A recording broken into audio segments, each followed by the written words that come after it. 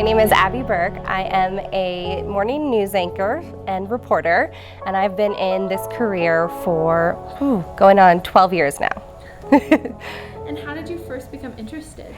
So I went to school for communications. I've always liked writing and reading and being creative, but I didn't really know what I wanted to do with it. So I went to school for communications, speech communications, and kind of explored a couple different careers outside of school.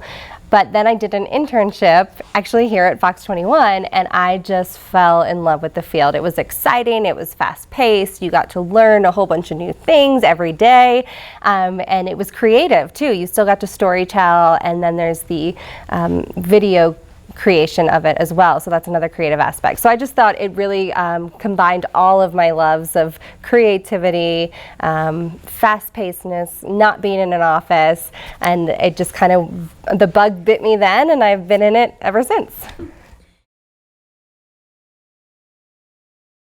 So I started with communications. I went to a four-year school. I went to Penn State and graduated with speech communications, actually. I did take some journalism classes, but I wasn't fully convinced at that point that that's what I wanted to go into. They do a really good job of kind of scaring you away from this field a lot of times. I mean, it is tough and there's a lot that goes into it. So originally I was like, I want nothing to do with that. That sounds terrible. You have to work all these crazy hours and holidays and everything like that. But definitely a field of some kind of communication skills, writing skills. There are people who go into this after doing PR or marketing, so it doesn't necessarily have to be journalism, but I would say that's probably most common. Mine's a little bit different, but some kind of four-year degree and writing or video skills. Personality traits, that's a good question. I think someone who is outgoing. I think someone who is curious and wants to know a lot of answers and ask questions. Someone who is flexible and can make changes, because your day will never be the same.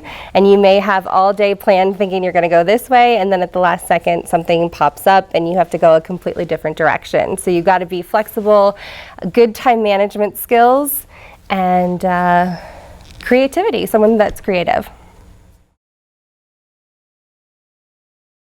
So this is a career where you definitely have to pay your dues to get to the top.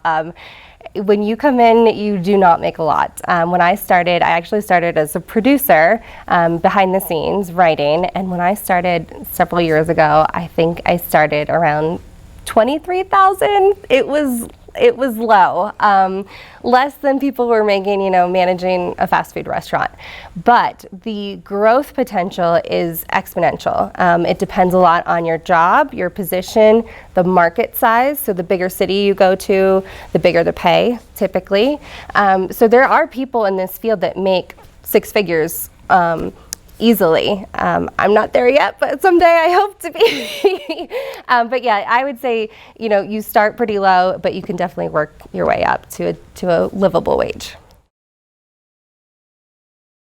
So my work environment, I typically work 40 hours, but there's always can be breaking news. As a reporter, I often worked more than 40 hours, just because as a reporter you're assigned a certain story and you can't really go home until that story is done. So you have deadlines, which help keep you on track, but there's always something that can pop up, or you need to post something to the web or cut a different video for the next show. So there's always little things that you can add on to make your workday longer. But as an anchor, my hours and days are more structured, because I come in, I anchor the show, I have some work afterwards, some emails, some writing, but it's more fixed. And as a reporter, your schedule is so flexible, because it depends on when people are available for interviews, how long it takes you to edit, do you have to go get more video, do you have video in studio or in-house.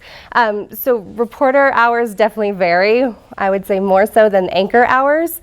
Work environment, though, is fun, it's fast-paced, you work with a lot of different people, a lot of different types of people.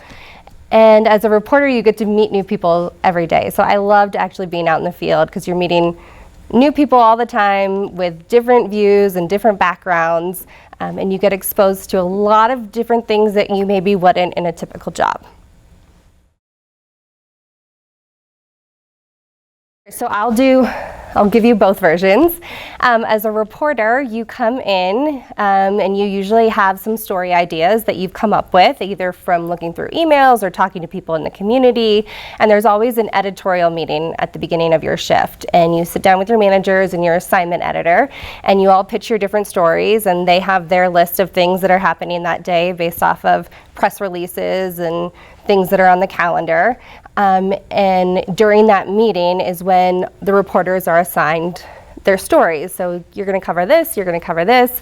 We'll send a photographer just to get some video, so we have a little bit of this, but it's not going to be a whole story, that kind of thing. And then there your day starts, and it's kind of like go time. So from that point, you have until the next show, which is usually just a couple of hours, to find someone to interview, go out and interview them, get video that goes along with your story, get back here and edit that video and put it together for the newscast, and oh yeah, do your hair and makeup and everything else in between.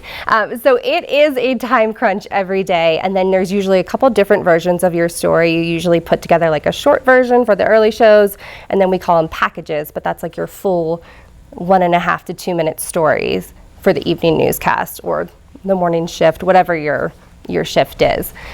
The thing I liked about reporting is you have total control. A lot of reporters now, they call them MMJs or multimedia journalists, because they are doing everything themselves. They used to be a photographer, a reporter, an editor. Now that reporter is all those three things in one. So the reporter shoots their own video, the reporter comes back and edits their own video and puts together the story all by themselves. So it's a lot, but you do get total creative control. So there's some advantages and disadvantages in that. And then on a good day, you do get to work with the photographer. So, and then a typical day as an anchor it looks a lot different. It's much less stressful. I come in a couple hours before the show. Our producer has already picked out the scripts and put them in the show. And it's my job to go through those scripts, check for any new information, and change those scripts so that they sound the way that I would read them and the way that I would say them. So it's more conversational. Like as an anchor, your main job is trying to make the news conversational so people listen and understand it on the first try. If it's really complicated or wordy, it's hard for people to get the information that you're trying to share, and the whole goal is to share information, right? So it's our job to kind of just break down those scripts and make them conversational. And then we anchor the show. And so for Craig and I, that's 4 hours every morning. We have a very long morning show. So half of my shift is on air, but we're on from 5 to 9 every morning.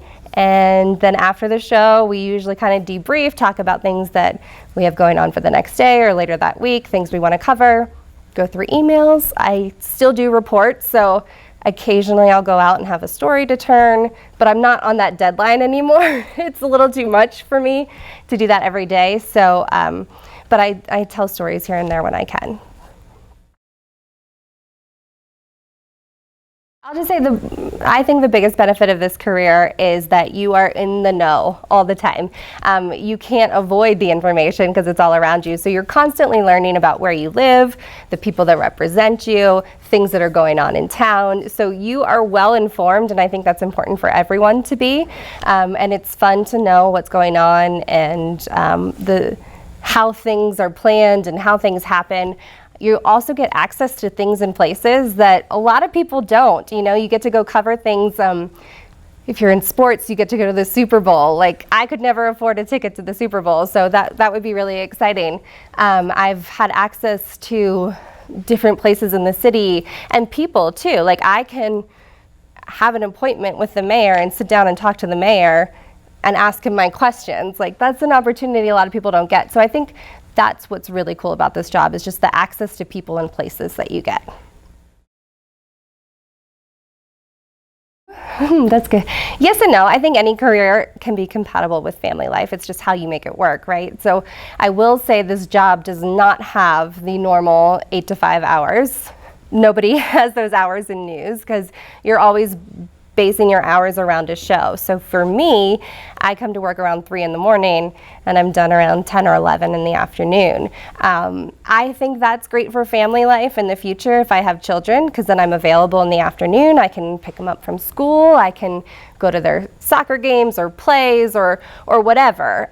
If you work the evening news, it's a little different.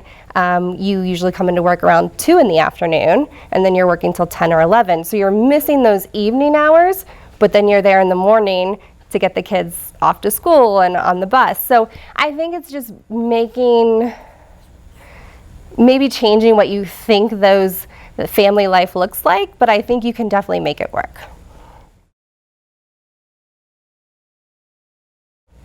That is the million-dollar question. That's what everyone's trying to figure out, right? This career is definitely changing as we see TV changing and cable stations changing and networks changing. Everyone's going digital or to streaming services. But that need for news is always going to be there. But I do think it's going to change over the years as to how we present that information and how people want to consume that information. But I think storytelling is always going to be important. People want to know what's going on. People have stories to tell. I don't think that's going away by any means, and I don't think news is going away. But I am curious to see how it changes. I have no idea, so I'm just kind of here for the ride. If you're interested in pursuing this career, I would say definitely get an internship and find out the ins and outs, because it's one of those jobs that it's so hard to explain. It's like you gotta experience it to truly understand it. So I would highly recommend an internship and practice writing and public speaking. Not necessarily, I don't get up and speak in front of a crowd. I'm just talking one-on-one with a camera, and I try to envision that as talking one-on-one with someone at home. But just getting comfortable with interacting with people and people who aren't like you and asking lots of questions.